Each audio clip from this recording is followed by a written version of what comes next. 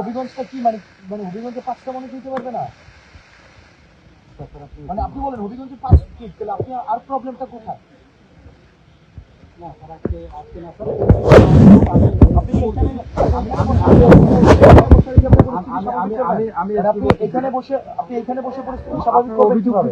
মামলা করতে যাচ্ছেন, অবশ্যই মামলা হবে। এখানে বসে পরিস্থিতি কিভাবে স্বাভাবিক করবেন?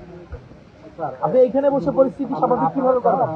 পরিস্থিতি এইখানে বসে আবার যদি মৌলভীবাজারে পরিস্থিতি স্বাভাবিক আপনি কিভাবে করবেন? আপনি এই একটা ডেড পয়েন্টে আপনি নিয়ে আসছেন, ডেড পয়েন্টে নিয়ে আসা আপনি দুই পাশ থেকে ব্লক লাগিয়েছেন। আমি যদি মানে আপনি পুরো প্ল্যানের অংশ, আপনি দুই পাশ থেকে ঘিরে ফেলেছেন। আমরা আপনাকে আপনি পুরো প্ল্যানের অংশ।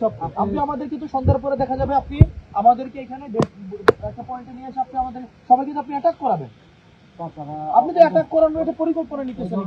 অ্যাটাক করানোর যদি পরিকল্পনা না থাকে, 5টা মানুষ একটা হবিগঞ্জ জেলায় যাবে, 5টা মানুষ আপনি সেটা দিতেছেন না। মানে এটা মানে বাধাটা কোথায়? 5টা মানুষ হলে প্রবলেমটা কোথায়? স্যার ওই যে একই কথা কি আমাদের নিরাপত্তা জনিত মানে 5 জন গেল হবিগঞ্জে, আমাদের বললাম আমরা কোনো সমাবেশ হবে না এখানে, কোনো জড়ো হবে না।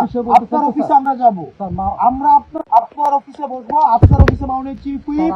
আমি বলি স্যার, সমস্যাটা কোথায়? মামলা তো হবে স্যার থানায়। হ্যাঁ, মামলা থানায় হবে। আমি আমি থানায় বলে দিব। তাহলে ফাইন, যাই আমরা ওখানে যাব, মামলা দেওয়ার পর সিচুয়েশন কি এখানে ভালো হচ্ছে?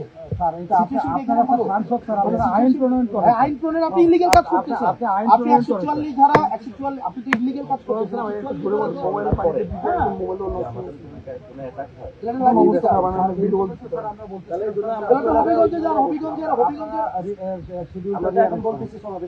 আমি তো বললাম সমাবেশ করবো না, আমরা মামলা করবো। পুলিশ এখানে ইয়া করছে।